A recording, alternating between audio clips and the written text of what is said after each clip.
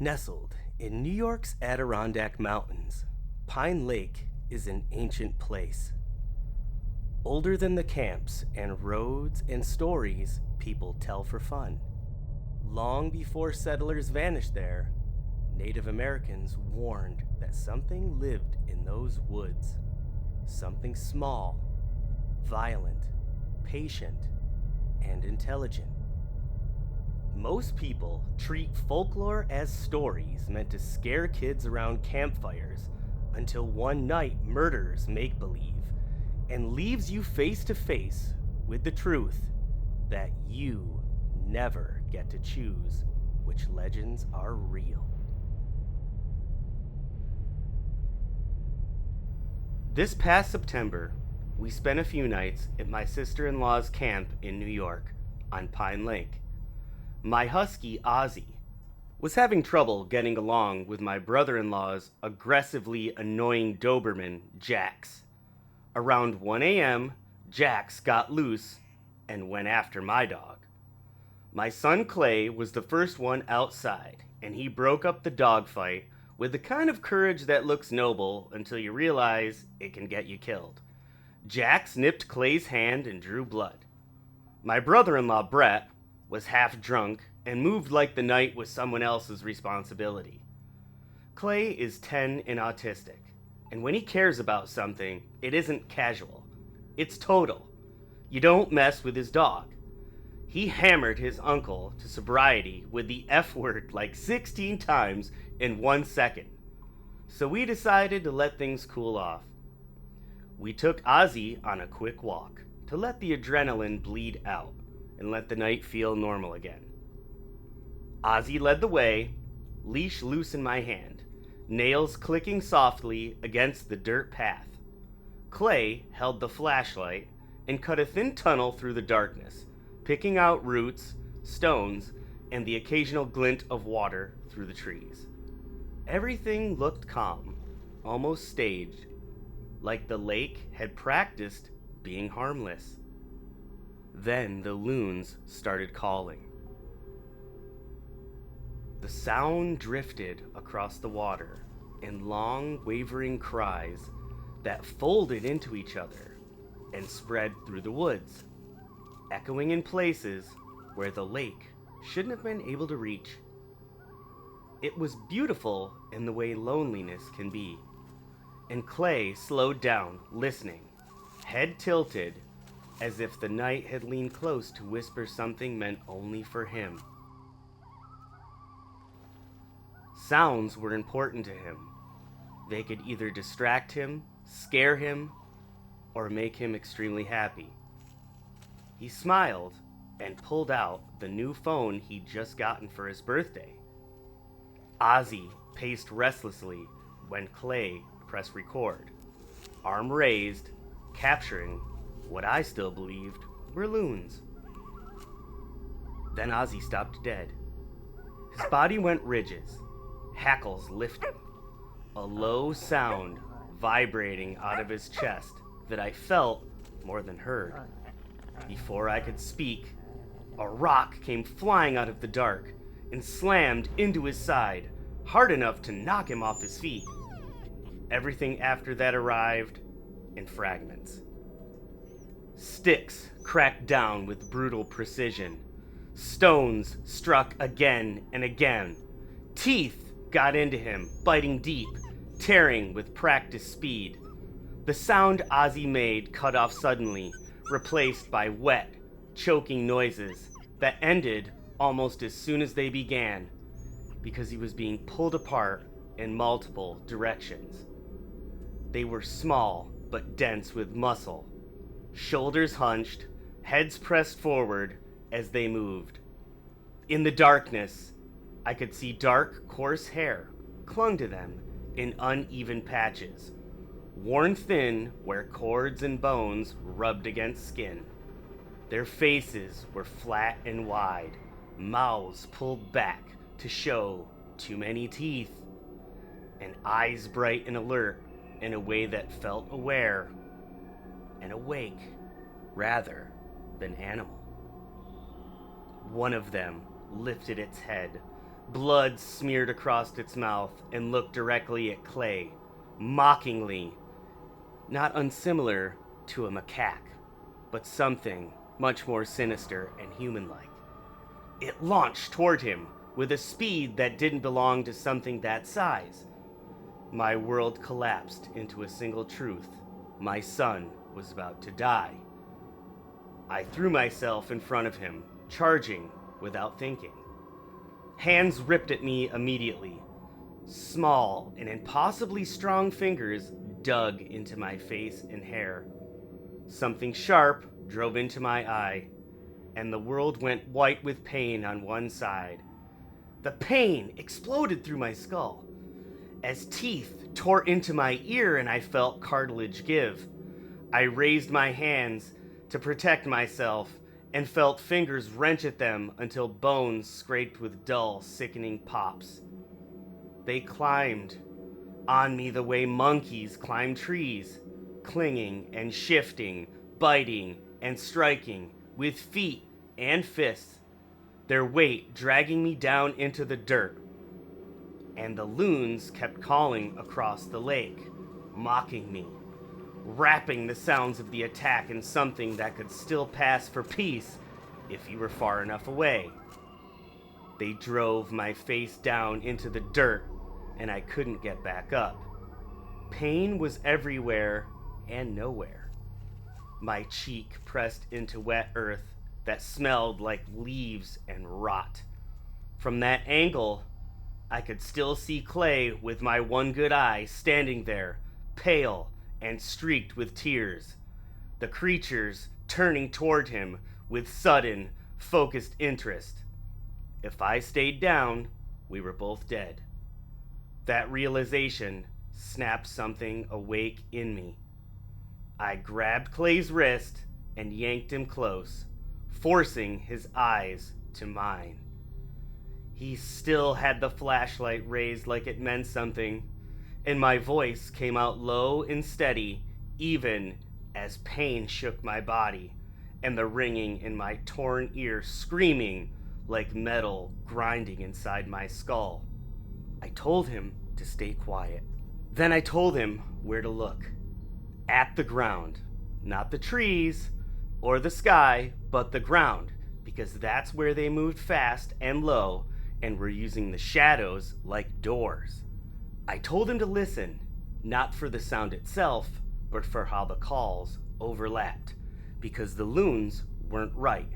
The timing was off.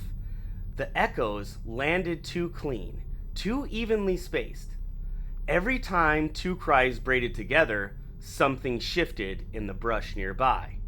Clay caught it immediately, his breathing slowing as his fear narrowed into focus, his mind locking onto the pattern.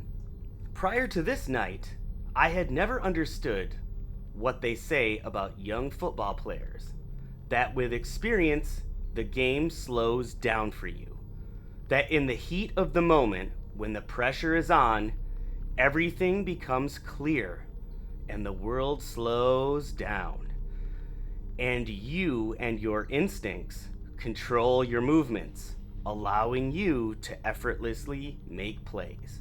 And this is how I felt at that moment. I was hyper aware, and everything was starting to slow down.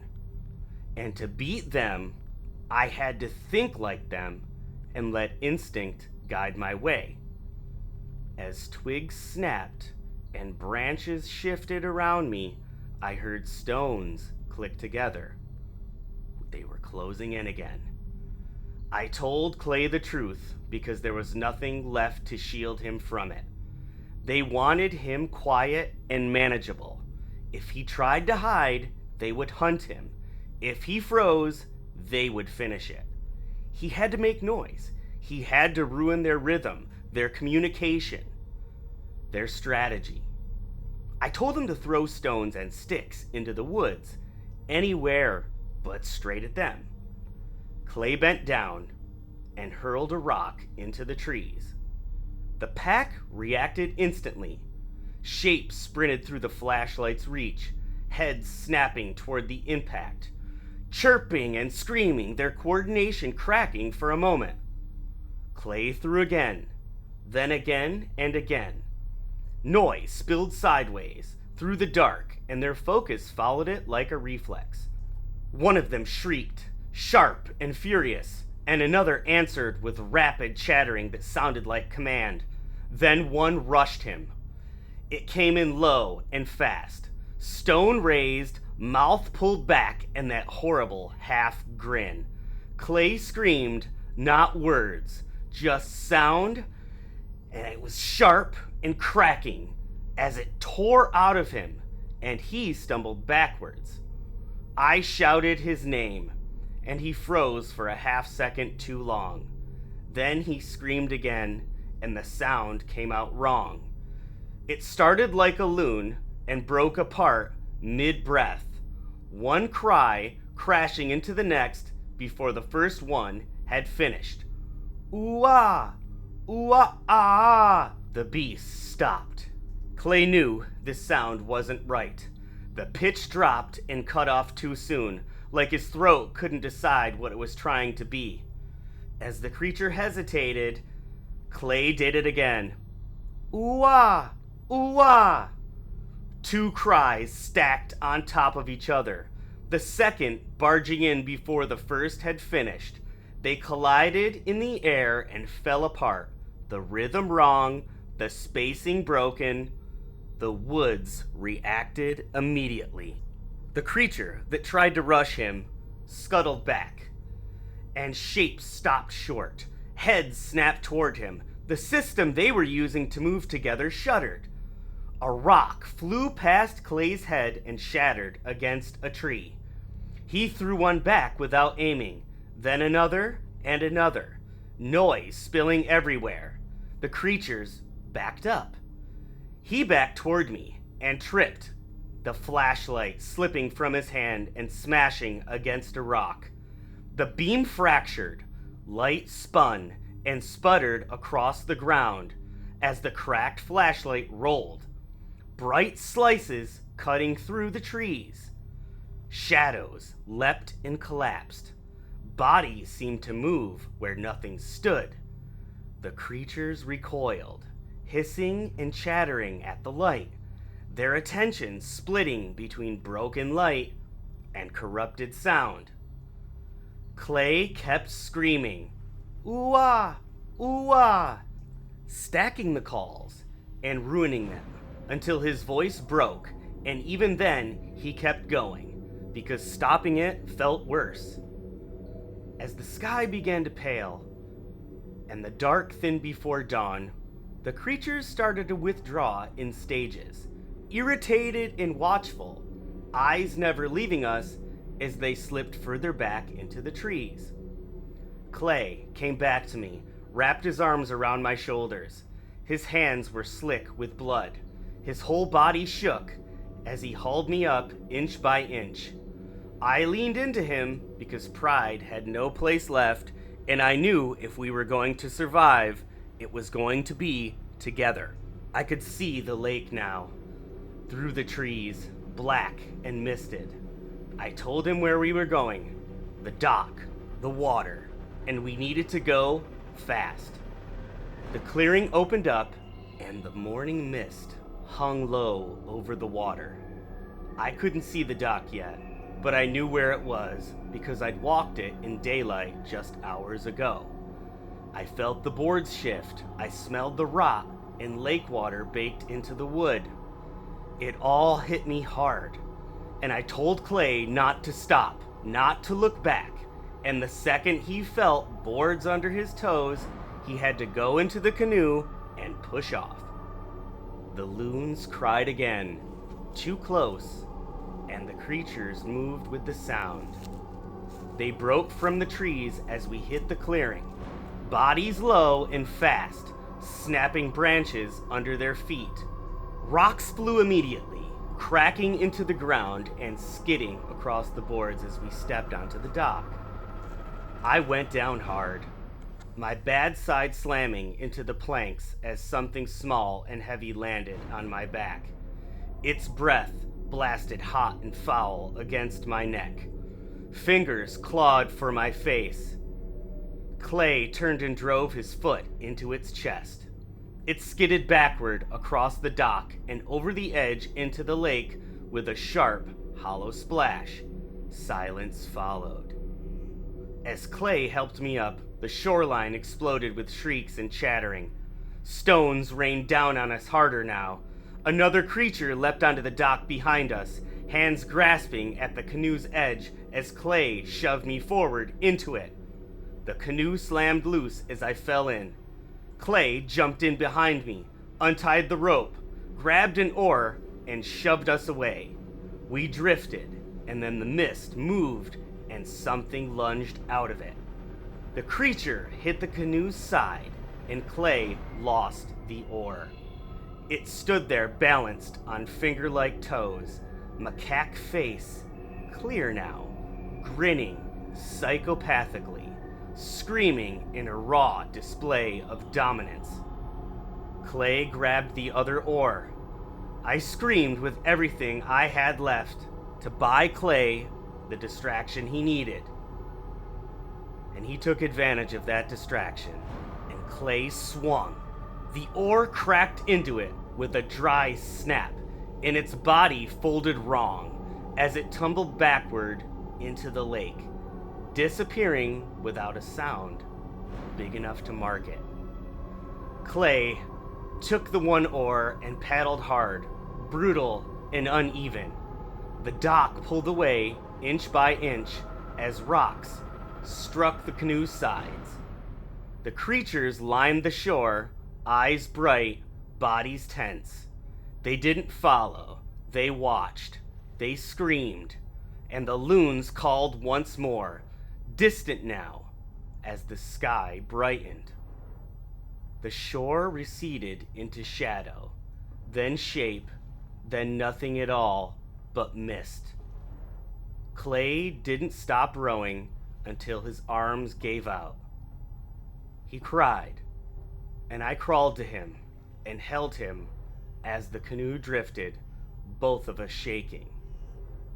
And I can't put into words what it means to almost watch your son die, and to use every bit of strength that you have left to try and save him.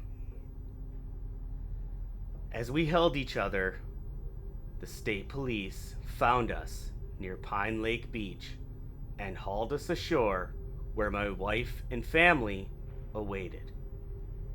As paramedics worked on me, I stared out at the lake and thought about how, in a few hours, kids would be swimming there like nothing lived near the water, and like nothing watched them from the trees. The woods were still. My eye and my ear were bandaged.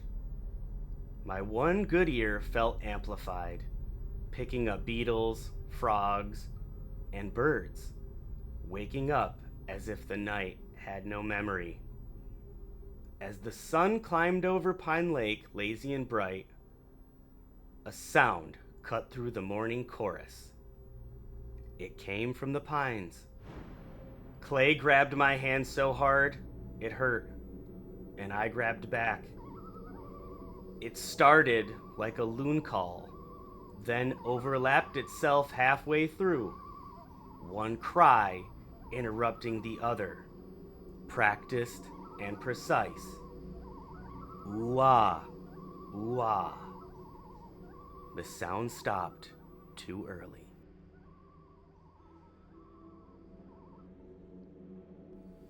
In December 2024, two experienced outdoorsmen vanished in a forest known for Bigfoot sightings. Officials say it was exposure, but what if that's not the whole story? Two men embarked on an expedition deep into Washington State's sprawling wilderness. They weren't looking for elk or birds or bears. They were on an adventure in pursuit of one of North America's oldest and most enduring mysteries, Sasquatch. But they never came home.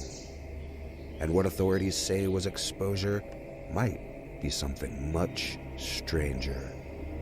Skamina County search and rescue crews found the two men's bodies after a grueling 3-day operation in the forest's rugged terrain. Freezing rain, snow, thick underbrush. Officially, exposure claimed their lives, but as we'll explore, the circumstances raise questions that go beyond hypothermia and bad luck. Two men, 59 and 37 years old, setting out into an area widely known not just for its breathtaking beauty, but for a long history of Bigfoot lore.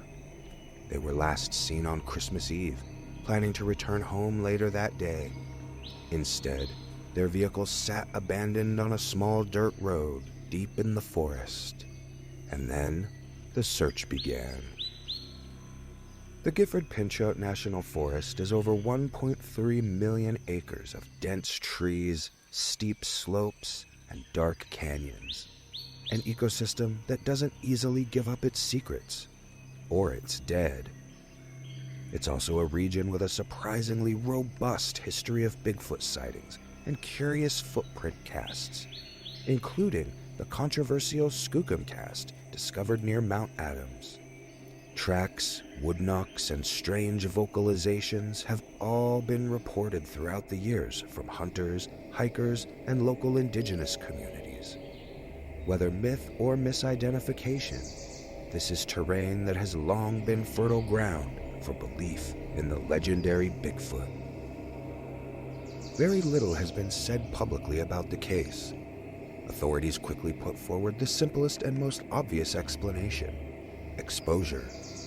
The winter weather turned brutal. The two men weren't equipped for days in the forest, and the wilderness was unforgiving. But here's what they didn't and couldn't explain: why two experienced outdoorsmen hiking this terrain specifically in search of Sasquatch evidence ended up so far off course that they were never heard from again. At least, not until it was too late. No signs of a camp, no clear footprints leading away from where their bodies were found. No signs of a struggle or of a predator attack. Just silence. Every cryptid believer knows that proving anything about Sasquatch is nearly impossible. Bodies have never been found. Not one. No skeletal remains, no carcasses, only tracks, sightings, and lore. This very absence of physical remains has led some researchers to propose a radical idea. What if Sasquatch isn't a terrestrial creature after all, but something paraphysical, something that slips between dimensions, not truly bound by physical laws that govern bears, wolves, and humans? Imagine a being that exists partly beyond our sensory or scientific detection, capable of manifesting briefly in our sightlines, leaving behind fleeting evidence and vanishing without a trace. This theory draws on patterns observed in other unexplained phenomena, in which witnesses describe entities that evade physical capture or forensic detection. In many indigenous traditions, there are stories of beings that walk between worlds, appearing and disappearing according to their own logic, not ours. Many Salish peoples, whose traditional lands extended across Washington, Oregon, and British Columbia, tell stories of a Saskets, a large forest being distinct from both humans and animals. The Lumi Nation of Northwest Washington has stories of a hairy giant called Semkoes that lives in the woods and can interact with people. Some stories say it's a guardian of the land, a being that carries people off if they disrespect the forest. What if Sasquatch is such a being? Not a missing primate, not a misidentified bear, but something that can interact, can be witnessed, but not tangibly captured. Now consider this. Two men disappear without a trace in a place steeped in Sasquatch lore. Their bodies are found far deeper in the woods than they should have been. No signs of predation, no tools, no camp, only days of empty wilderness in either direction. And a mystery. Is it possible they encountered something that doesn't leave conventional physical evidence? And that the official explanation of exposure is simply the default in the absence of clear physical trauma? If Sasquatch can avoid detection, avoid leaving remains, perhaps it can also elude any definitive forensic signature in an encounter. This isn't about dismissing the tragedy or the very real dangers of winter wilderness travel. Hypothermia and exposure are genuine risks. But in this case, the context, the setting, the expedition's goal, the absence of expected evidence, all of it invites us to explore alternative possibilities. Could we be looking at an example of an entity that interacts with our world, yet remains forever outside the grasp of traditional science? Could this explain why Bigfoot's remains have never been recovered, why footprints crop up and vanish, and why evidence seems more impressionistic than material? No one answer explains every detail, but when we approach mysteries not just with skepticism, but with curiosity, we open the door to new ways of thinking, even if they challenge our most basic assumptions about reality. What happened to those two men? Exposure, perhaps. Or perhaps something deeper, something unseen, something Sasquatch. Horror. You're listening to Nerd Horror Stories, a twice-weekly horror anthology series. No commentary, no long intros, just stories. Stories to fall asleep to, stories to keep you awake, and stories that feel close to home. Please subscribe